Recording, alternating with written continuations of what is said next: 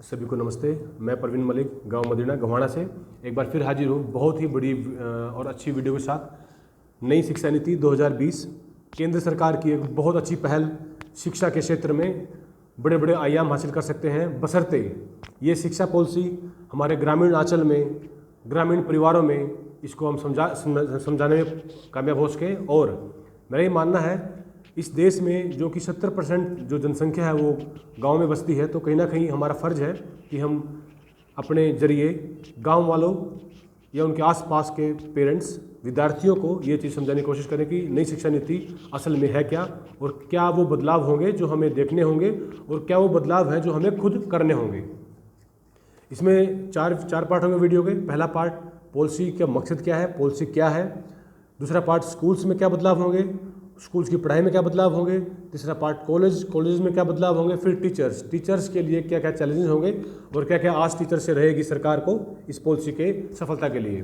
तो साथियों, पहला पार्ट है पॉलिसी में 4-5 चीज़ नई है जो कि अच्छी भी हैं, जैसे कि जीडीपी का 6% खर्चा जाएगा सरकार की ओर से। अब जीडीपी का सिर्फ 1% खर्च करती है सरकार शिक्षा पे, लेकिन अब 1 से सीधा 6% खर्चा जीडीपी का अब शिक्षा पे होगा, जो एक अच्छा संदेश है। दूसरा, एचआरडी मिनिस्ट्री का नाम बदल दिया गया है, अब वो मिनिस्ट्री ऑफ एजुकेशन है। तीसरा, ग्रोस एनरोलमेंट रेशियो 2035 तक 50% करने की उम्मीद है, जो कि अभी 25 है। मतलब 100 में से सिर्फ 25 बच्चे वो हैं जो हायर एजुकेशन प्राप्त करते हैं। 2035 तक ये एम है सरकार का कि वो कम से कम 100 में से 50 बच्चे तो हायर एजुकेशन लेके ज़िंदगी में आगे बढ़ें। साथियों, इस पॉलिसी में बहुत सारी अच्छी चीज़ें हैं, बहुत सारी वो बातें हैं जो कहीं ना कहीं हमको वर्ल्ड में कम्पीट करने में मदद करेंगी। लेकिन मैंने फिर कहा, जब तक हम पॉलिसी समझे नहीं तो हम आगे नहीं बढ़ सकते। इसमें एक वर्ड है होलिस्टिक अप्रोच या इक्वल फुटिंग, मतलब हर एक चीज़ को बराबर बराबर देखा जाएगा।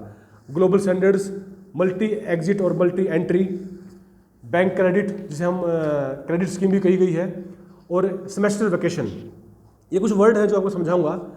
तो पहले बात करूँगा होलिस्टिक अप्रोच की। होलिस्टिक अप्रोच का मतलब क्या है कि एकेडमिक के साथ साथ करिकुलर, को करिकुलर, स्पोर्ट्स एक्टिविटी को बराबर रिस्पेक्ट दी जाएगी मार्क्स के हिसाब से। मतलब अब सिर्फ किताबी पढ़ाई के मार्क्स नहीं मिलेंगे, अब आप अगर आप किसी फील्ड में भी एक्सपर्ट हो या उसमें आपका इंटरेस्ट है तो उसके नंबर भी आपकी पढ़ाई के तरह जुड़ेंगे।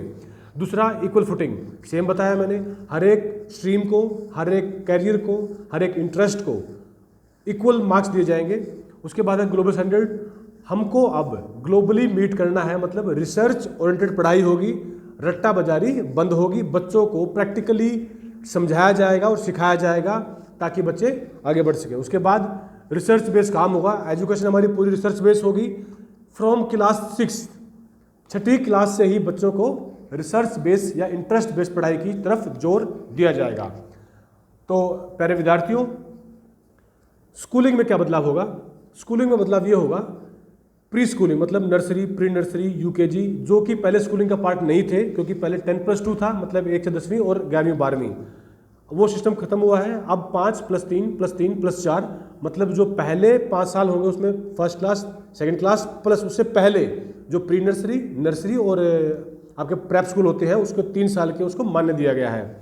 मतलब इसमें दूसरी बात यह है, जब बच्चा 5वीं क्लास तक पहुंचेगा, सरकार कहती है 5th क्लास तक बच्चे को मातृभाषा में उसको समझाया जाए, उसको उसकी मदर टंग में ज्ञान दिया जाए, मतलब एजुकेशन इंस्ट्रक्शंस उसकी मातृभाषा में हो ताकि वो समझने में आसानी हो। मतलब इंग्लिश का जो हुआ है शायद खत्म हो सकता है। दूसरा, जब बच्चा 6ठी क्लास में होगा तो कोडिंग स्टार्ट होगी, साथ में वोकेशनल इन्वायरमेंट दिया जाएगा, मतलब बच्चों को चीज़ों को दिखा के उनका इंटरेस्ट क्रिएट किया जाएगा। और कोडिंग, जो कि हम आईटी रिलेटेड मानते हैं कि भाई कोडिंग में क्या बच्चे का ना माइंड चलता है, एक कोडिंग कंसेप्ट नया कंसेप्ट है, चाइना से लाया गया है। चाइना में इसको एक बड़े पॉजिटिव वे से इंट्रोड्यूस किया गया और कामयाबी हुआ। दूसरा, जब बच्चा 6ठी 7वीं 8वीं में रिसर्च ओरिएंटेड, मतलब अपने इंटरेस्ट को देखते हुए वोकेशनल माहौल में रहेगा, तो वो फिर 9th से ही अपनी स्ट्रीम चुन लेगा। पहले क्या था, 10th तक पढ़ाई कॉमन थी, 10th के बाद 11वीं 12वीं में 3 ही लाइन थी, या तो ह्यूमैनिटी आर्ट लें, मेडिकल या कॉमर्स। लेकिन अब क्या है, आर्ट, कॉमर्स और मेडिकल के साथ साथ फ्लेक्सी कॉम्बो आएगा। मतलब अगर आप हिस्ट्री पढ़ना चाहते हैं, इकोनॉमिक्स पढ़ना चाहते हैं और मेडिकल की कोई भी लाइन अगर चाहते हैं तो वो एक ऐसा कॉम्बो गवर्नमेंट प्रोवाइड करेगी जिसमें बच्चा एक लाइन में ना बदकर अलग अलग अपने इंटरेस्ट के अनुसार अपने आप को आगे बढ़ाएगा। अब जो कि 12वीं तक बच्चा अपने इंटरेस्ट अनुसार चलेगा, तो 12वीं के बाद भी गवर्नमेंट ने बीए को 4 साल का रिसर्च ओरिएंटेड प्रोग्राम बनाया गया है। मतलब आफ्टर 12th 3 साल की तो आपको ग्रेजुएशन रहेगी। वो उन बच्चों के लिए जो नॉर्मली अपनी जॉब के लिए तैयारी करेंगे, जिनको आगे रिसर्च बेस्ड काम नहीं करना। जिनको रिसर्च बेस्ड काम नहीं करना वो अपना सिंपल ग्रेजुएशन करेंगे 3 साल की और अपनी जॉब के लिए ट्राई कर सकते हैं। जिनको करना है रिसर्च बेस्ड काम, जिनका एकेडमिक्स अच्छा है, जिनको पढ़ाई में इंटरेस्ट आता है, वो 12th के बाद 4 साल का रिसर्च ओरिएंटेड प्रोग्राम चालू करेंगे और उसके बाद अपनी 1 साल की पोस्ट ग्रेजुएशन करेंगे, मतलब 4 साल की बीए और 1 साल की एमए, और फिर एमफिल ना करके सीधा पीएचडी भी कर सकते हो।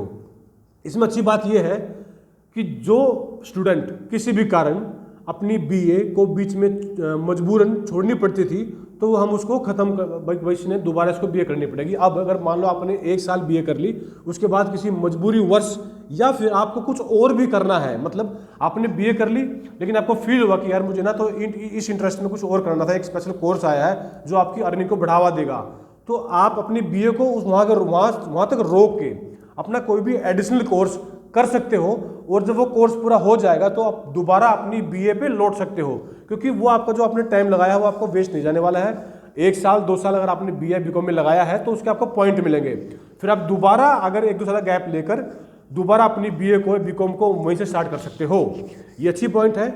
अगर सपोज करो कोई बच्चा बहुत टैलेंटेड है और बीए या बीकॉम में 1 साल लगाने के बाद उसको लगा कि मुझे ना 1-2 कोर्स ऐसा करना है जिसकी मुझे वैल्यू एडिशन होगी, लेकिन वो रेगुलर होगा, तो वो अपनी बीए को स्टेप बाय स्टेप भी कर सकता है और वो उसका टाइम खराब नहीं जाएगा। हम उसे बोलेंगे क्रेडिट पॉइंट सिस्टम।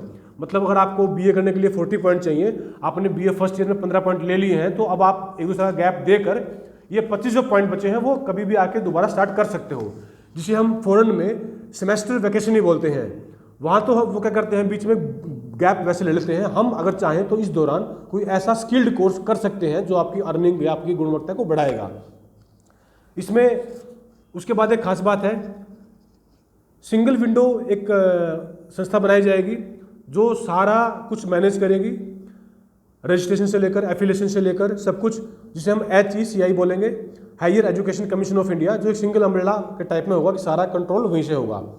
दूसरा, अगर मान लो आपने ग्रेजुएशन कर ली, वो भी रिसर्च बेस, या फिर अगर रिसर्च बेस नहीं है तो आप 3 साल ग्रेजुएशन करके अपना जॉब ले सकते हैं। बीच में अगर आप अपनी ग्रेजुएशन छोड़ देते हो, 1 साल बाद आपको सर्टिफिकेट मिलेगा ग्रेजुएशन के बाद। अगर आपने ग्रेजुएशन 2 साल करी है तो आपको एक डिप्लोमा मिल जाएगा। अगर आपने 3 साल करी है आपको डिग्री मिलेगी विदाउट रिसर्च। अगर आपने पूरे 4 साल कर रही है तो degree of graduation with research scholarship certificate. ये अच्छी बात है, रिसर्च को बढ़ावा दिया गया है। उसके बाद टीचर्स के लिए बहुत सारे चैलेंजेस होंगे। टीचर्स का रिस्पेक्ट और उनकी क्वालिटी इंप्रूवमेंट के लिए बहुत सारी स्कीमें आई हैं। उसमें online demos, interviews, online demo sessions start होंगे जो टीचर्स का वैल्यूएशन करेंगे टाइम बाय टाइम। तो प्रयास तो अच्छा है, बहुत अच्छी बातें हैं। सरकार की मंशा साफ है कि हम फॉरेन कंट्रीज से अपने आप को कंपेयर करें और बच्चों को उनके इंटरेस्ट के अनुसार उनकी कैरियर बनाने की प्रयास किया जाएगा। इसमें एक बात समझने की है, एजुकेशन जो शिक्षा है उस पर सेंट्रल गवर्नमेंट भी कानून बना सकती है और स्टेट गवर्नमेंट भी कानून बना सकती है। तो कोई भी राज्य सरकार इस शिक्षा नीति को अपने अनुसार ढाल सकती है। उदाहरण के लिए, जैसे कि सरकार ने तो कहा है कि भाई आप ना 5वीं या 8वीं तक हो सके तो मातृभाषा को बेस बनाओ या उसको मातृभाषा में इंस्ट्रक्शन दो पढ़ाई के लिए, लेकिन आंध्र प्रदेश ने इंग्लिश को अपना बेस बनाया है। उड़ीसा और गुजरात ने तो ये माना है कि हम लोकल भाषा में बच्चों को पढ़ाएंगे 8वीं या 5वीं तक, लेकिन जो कि आंध्र प्रदेश का राइट है, स्टेट है, एजुकेशन पे स्टेट अलग से कानून बना सकता है, उन्होंने इंग्लिश को मैंडेटरी किया है। तो कल कोई 1-2 बात हो सकती है कि किसी स्टेट के बच्चा इंग्लिश में ज़्यादा एक्सपर्ट हो और किसी स्टेट का बच्चा 5वीं 8वीं तक इंग्लिश में ज़्यादा एक्सपर्ट ना हो के अपनी वोकेबलरी, अपने लोकल लैंग्वेज में वो अपनी पढ़ाई में एक्सपर्ट हो। तो ये इसका कुछ क्रिटिसिज्म भी हो सकता है कि भाई इसमें ये चीज़ें दिक्कत आएंगी, लेकिन जो भी है पॉलिसी की मंशा गलत नहीं है। बच्चों को कैरियर वाइज मोटिवेशन के लिए बहुत अच्छी चीज़ है और समय की बदलाव को देखते हुए बच्चों को रिजिड, मतलब एक उसमें ना ढालकर मल्टी टैलेंटेड बनाने की कोशिश की गई है। मल्टी स्ट्रीम्स की ऑप्शन दिए गए हैं और अपना जो शिक्षा में जो खर्चा है सरकार ने बढ़ाया है, सीधा 6% किया है, जो कि फॉरेन कंट्री में फिर भी कंपेरेटिवली अभी भी कम है, लेकिन एक प्रयास तो है ही कि हम अपने एजुकेशन सेक्टर को बहुत बूम पे लेके आ सकें। दूसरी बात, 300 पेज की पॉलिसी है ये, और इसमें कहीं ना कहीं इंटीग्रेटेड कोर्स को की जो एम है वो पूरा फॉलो किया गया है, और टीचर्स की रिस्पेक्ट और उनमें क्वालिटी इम्प्रूवमेंट का फोकस बहुत अच्छा रहेगा। अब मैं इसमें कुछ ऐसी बातें हैं जो फॉरेन कंट्री से हम मैच कैसे करेंगे। अगर मैं बात करूं जर्मनी की, जर्मनी ने क्या किया है, बच्चों को इंटरेस्ट के हिसाब से, अगर कोई बच्चा सपोज करो पढ़ाई में ज़्यादा, किताबी पढ़ाई में अच्छा नहीं है, तो उसके लिए थोड़ा सा अलग रास्ता रखते हैं। जो बच्चा स्पोर्ट्स में है, करिकुलर एक्टिविटी में एक्टिव है, उसके लिए अलग रास्ता रखते हैं। मतलब एक्सपर्ट जॉब्स और वोकेशनल जॉब्स की वहाँ इक्वालिटी है। हमारे भारत में क्या है, अगर कोई बच्चा प्लम्बर बनना चाहता है स्टार्टिंग से, तो हम उसको ये मानते हैं तो प्लम्बर बन रहा है, हम उसको पढ़ाई से अलग रखते हैं। बल्कि मेरा ये मानना है, इस फील्ड में जो बच्चा अपनी लाइन को पहले ही चुन लेगा और उसमें एक्सपर्ट होगा, तो वो अपनी अर्निंग में ज़्यादा सहायक होगा, बजाय उन बच्चों के जो बीए तक जाते हैं सिर्फ बीए करने के लिए, लेकिन लास्ट में अपने इंटरेस्ट में जाते हैं वो। अगर आपने मान लो कोई हाथ की कारीगरी सीखनी है, तो आपको बीए करने की जरूरत नहीं है, आप ट्वेल्थ के तक ही अपने इंटरेस्ट को अपना करियर बना सकते हैं और वही लाइन चूज भी कर सकते हैं। तो ये अच्छी बात है, अच्छी पहल है। 6वीं क्लास से ही इंटरेस्ट, वोकेशनल माहौल, करिकुलर एक्टिविटी के मार्क्स में जो वेटेज अच्छी है। और 12th के बाद अगर आप रिसर्च के लाइन में आना चाहते हैं तो 4 साल का रिसर्च प्रोग्राम है। अगर आप सिंपल ग्रेजुएशन करना चाहते हैं और उसके बाद जॉब चाहते हैं पकड़ना, तो सिंपल 3 साल के आपके पास ग्रेजुएशन भी है। तो ओवरऑल हम शिक्षा के लिए हम इसमें ज़्यादा कोई नेगेटिविटी नहीं मानते।